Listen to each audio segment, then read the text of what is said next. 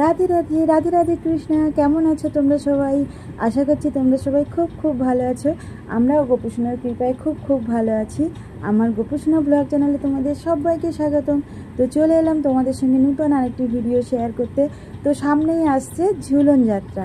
তো ঝুলন যাত্রা কবে আর কিভাবে আমরা ঝুলন যাত্রা পালন করব প্রথমে বলে রাখি ঝুলন যাত্রা কী আর এবছর কবে পড়েছে ঝুলন যাত্রা। তো শুনে নাও, এবছর ঝুলন যাত্রার তারিখ 31শে শ্রাবণ, শুক্রবার, 1431 সাল, ইংরেজিতে 16ই আগস্ট 2024 সাল, শুক্রবার। এটা হচ্ছে ঝুলন আরম্ভ। আর ঝুলন যাত্রা শেষ হচ্ছে 2রা ভাদ্র 1431 সোমবার, আর ইংলিশতে হচ্ছে 19শে আগস্ট 2024 সোমবার। তো বলে নিলাম যে ঝুলন যাত্রার কবে আরম্ভ হচ্ছে আর কবে শেষ হচ্ছে। তো ঝুলন যাত্রা বাইরে মানে আমাদের ভারতে এবং ভারতের বাইরে খুব ধুমধাম করে ঝুলন যাত্রা উৎসব পালন করা হয়।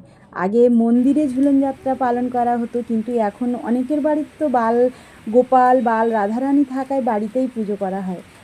তাই এখন অনেকে ঝুলন যাত্রা মানে বাড়িতেই পালন করে। এমনিতেই শ্রাবণ মাসের গুরুত্ব তো অপরিসীম। বর্ষাকালে এই সময় চারিদিকে সবুজ আর মনোরম দৃশ্য থাকে। আবার এই মাসে বাবা মহাদেব, শনি ঠাকুর মানে শনি ঠাকুরের পূজা অনেকেই করে থাকেন। যাদের বাড়িতে ছোট্ট গোপাল সোনা আর রাধারানী আছে তারা অবশ্যই এই দিনটি পালন করবেন। আর গোপালের নিত্য সেবা অবশ্যই করবেন। এই দিন গোপাল ও রাধাকৃষ্ণের শ্রীবিগ্রহ থাকলে পঞ্চামৃত দিয়ে স্নান করাবেন। এই দিন দোলনার মাহাত্ম্য রয়েছে। রাধাকৃষ্ণের লীলার মধ্যে একটি হলো ঝুলন যাত্রা। এই দিন দোলনাটিকে ফুল পাতা মানে রং বিরঙের টুনি লাইট দিয়ে সাজাতে পারেন সুন্দর করে। গোপাল ও রাধাকৃষ্ণের সুন্দর করে শৃঙ্গার করাতে পারেন। এই দিনে চেষ্টা করবেন গোপাল সোনাকে হলুদ রঙের জামা পরানোর জন্য। আপনারা আপনাদের মনের মতো করে মানে সাজাতে পারেন গোপাল সোনা বা রাধারানী মানে রাধাকৃষ্ণের শ্রী বিগ্রহকে। আর দোলনার দড়িতে সুন্দর করে ফুলের মালা দিয়ে তৈরি করতে পারেন। দোলনার মধ্যে সুন্দর করে আসন পেতে তাতে তোমার ছোট্ট গোপাল সোনা কিংবা রাধাকৃষ্ণের শ্রী বিগ্রহকে বসিয়ে আস্তে আস্তে দোলনাটিকে দোল দিতে পারেন এবং ঝুলন যাত্রা পালন করতে পারেন। ঝুলন যাত্রার এই 5টি দিন বা 3টি দিন কোনো এতে মানে 5 দিন বা 3 দিন পালন করে। তো এই 5টি দিন আপনারা দোলনায় দোল দিয়ে পালন করতে পারেন ঝুলন যাত্রা। বন্ধুরা মনে রাখবেন, প্রথম দিনগুলিতে যে ফুল পাতা দিয়ে দোলনাটিকে সাজিয়েছেন না, সেই ফুল পাতা সেগুলো পরের দিন পরিবর্তন করে আবার টাটকা ফুল পাতা দিয়ে দোলনাটিকে সাজাবেন।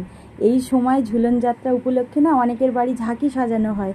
তার মধ্যে ছোট ছোট পুতুল, খেলনা, গাছপালা এইসব দিয়ে ঝাঁকি সাজানোর চলও রয়েছে।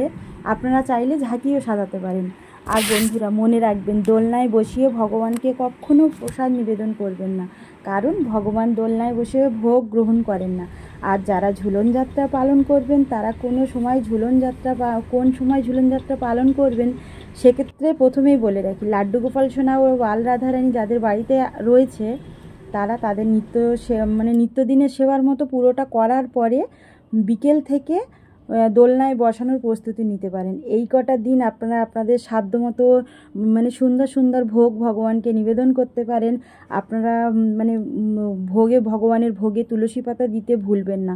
আর যদি কারোর কাছে তুলসী পাতা নাও থাকে, একটি ব্যবহার করেননি এমন তুলসীর মালা ভগবানের প্রসাদের সামনে রেখে দেবেন। আর যেহেতু ঝুলনের প্রথম দিন একাদশী, তো যারা একাদশী পালন করেন তারা অবশ্যই একাদশী পালন করবেন। তো এই ছিল সাধারণভাবে কিভাবে আমরা বাড়িতে ঝুলন যাত্রা পালন করব সেই বিষয়ে আমি তোমাদের কিছু বললাম। তো ভিডিওটি কেমন লাগলো অবশ্যই জানাবে। আর আশা করি তোমরা সবাই সুস্থ থাকবে, ভালো থাকবে। আর আমরাও ভালো আছি। আবার দেখা হচ্ছে পরের ভিডিওতে। তো আমার ভিডিওটি কেমন লাগলো অবশ্যই কমেন্ট করে জানাবে। তো ভিডিওটি অনেক বড় হয়ে যাচ্ছে, আর বক করব না।